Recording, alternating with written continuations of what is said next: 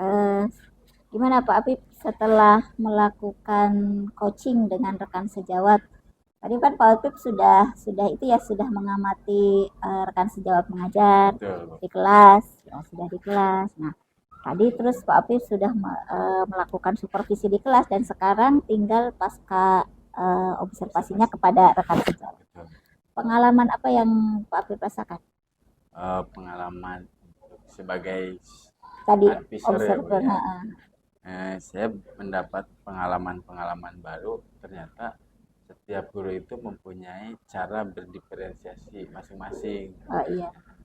Terus sosial emosional juga sama seperti itu. Jadi setiap guru itu mempunyai, selain siswa yang punya karakter masing-masing, seorang guru juga mempunyai karakter untuk menyampaikan sesuatu terhadap siswa yang membutuhkan uh, penilaian atau pengamatan seorang guru tersebut. Mungkin itu ya yang dikatakan bahwa mengajar itu seni ya Pak ya. Karena setiap siswa atau setiap guru pasti punya keunikan masing-masing dan punya cara untuk bisa menyampaikan apa pembelajarannya terhadap muridnya ya. Betul. Ya. Nah, eh, betul tadi yang saya amati pun Pak Afif juga sudah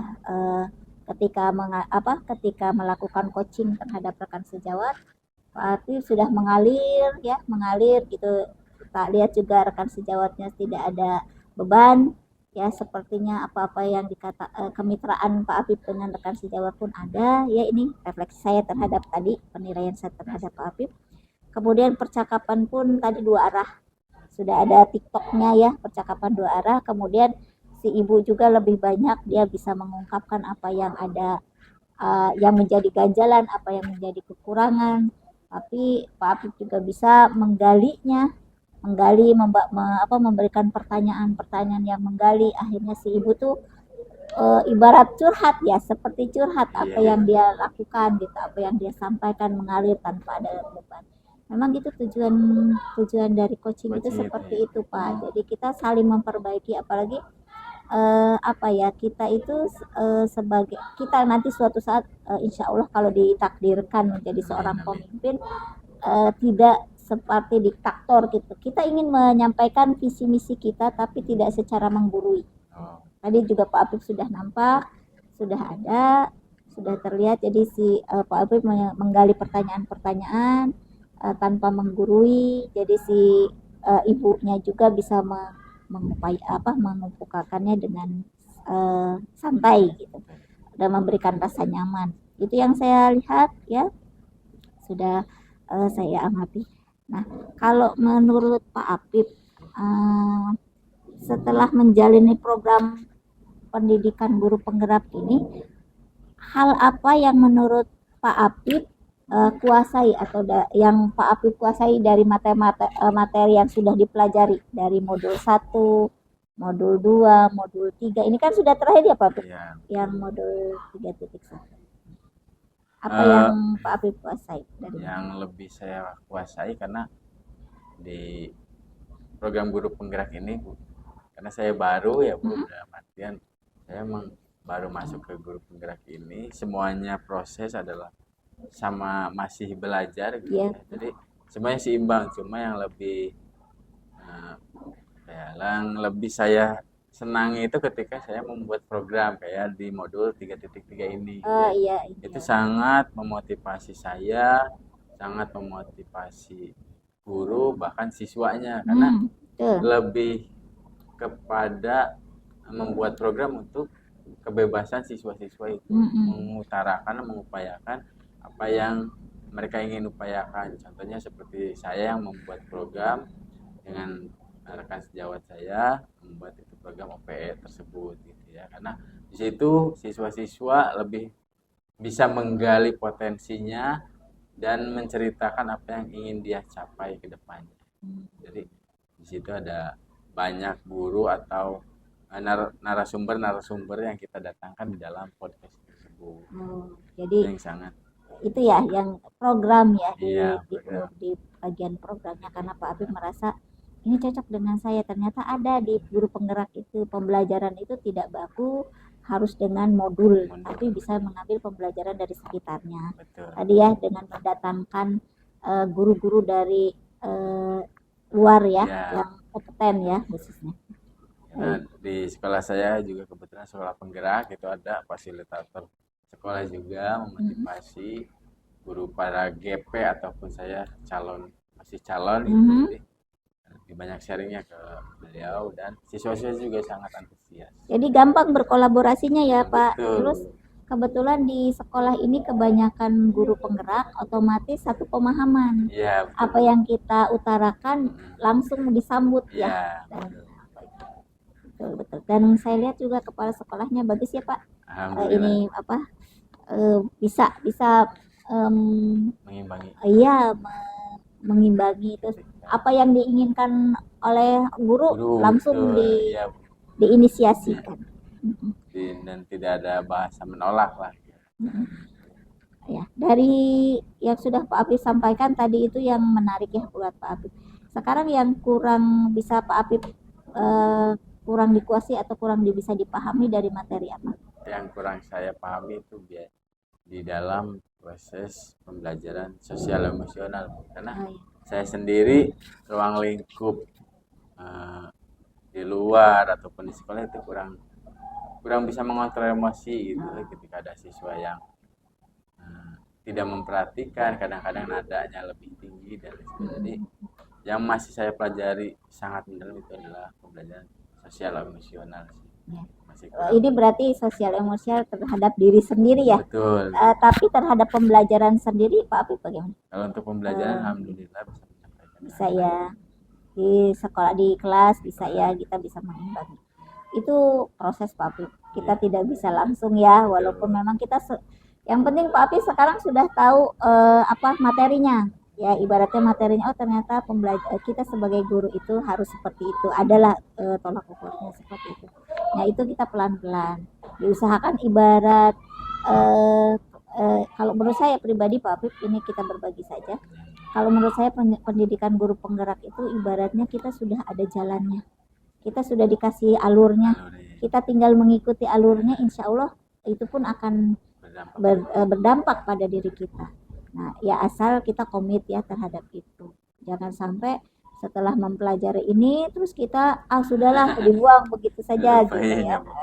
Kalau saya rasa kalau di konsisten kita dengan mengikuti itu adalah perubahan-perubahan.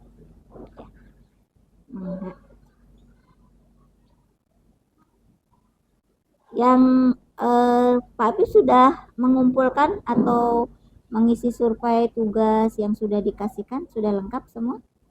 Sudah ya. Yang tugas-tugas terus pokoknya yang diberikan fasil sudah selesai. Revisi juga sudah. Revisi sudah. Ya alhamdulillah. Paling di modul 2.3 aksi nyatanya yang.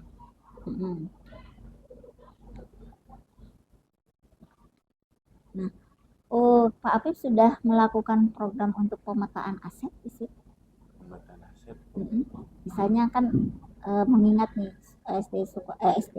mengingat SMP ini, menurut Pak Apip kan banyak aset yang bisa dikembangkan. Menurut pendapat Pak Apip sendiri, aset apa lagi yang kira-kira saya bisa mengajukan ini asetnya SMP, tapi nanti saya bisa diajukan ke kepala sekolah untuk bisa dikembangkan.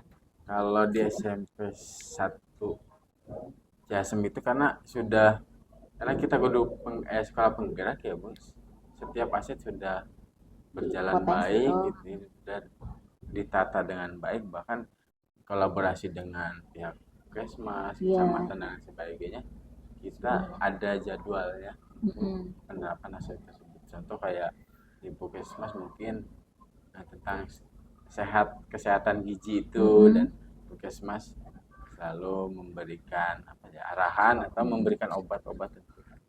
Jadi ke orang-orang Puskesmas itu ada kegiatan yang rutinitas di sini dilakukan. Itu masuknya ke kokurikuler atau intrakurikuler? Kokurikuler. Jadi ada kerjasama pembiasaan.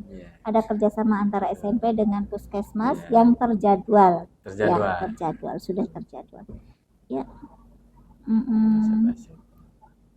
Ya bagus kalau begitu ya, sudah jalan ya, sudah. Oke, tidak banyak sudah, mungkin apa harapan Pak Apip mungkin ya, apa yang dibutuhkan atau yang Pak Apip butuhkan lagi untuk pendampingan, tinggal sekali lagi ya Pak Apip ya, tinggal sekali lagi. Apa yang kira-kira diperlukan untuk pendampingan berikutnya? Yang diperlukan sebenarnya bukan hanya berikutnya, seterusnya kalau bisa Bu ya. Jadi karena proses belajar ini kalau saya pribadi tanpa tanpa diimbangi atau dikoreksi lah seperti itu, saya kurang mampu memahaminya, jadi butuh. Jadi tidak ada tolak ukur ya, gitu ya. Jadi perlu pendampingan terus sebagai pemantau. Bisa itu nanti kerjasama Pak Apip, selain dengan saya mungkin nanti kan ada batas waktunya ketika saya sudah mengakhiri pendampingan 6 langsung nanti, tapi komunikasi tetap kita jalan. Cuman Pak Apip nanti bisa bisa bikin komunitas yang sudah jadi CGP yang GP nih sini ya. Kita bisa berkomunikasi dengan GP, saling sharing, saling ide, mengajukan ide, membuat ide-ide. Walaupun betul ini SMP 1 ini sudah bagus ya, tapi pasti butuh sesuatu yang baru, yang baru dan yang baru lagi untuk ini.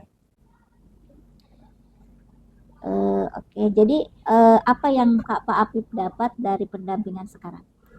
Pelajaran apa yang Pak Apip dapat dari pendampingan sekarang ini? Ya itu tadi Bu, jadi dapat bisa melihat guru-guru gitu ya, dengan potensi beliau menyampaikan materi-materinya atau pendekatan secara individunya, dan bisa mengutarakan, menggali potensi mereka lebih dalam. Itu sih paling. Sudah semuanya sudah selesai, dan saya kira Pak Apip sudah layak lah ya untuk bisa mengikuti.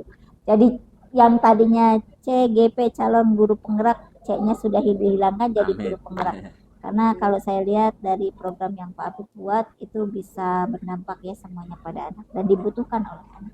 Insya Allah mudah-mudahan Allah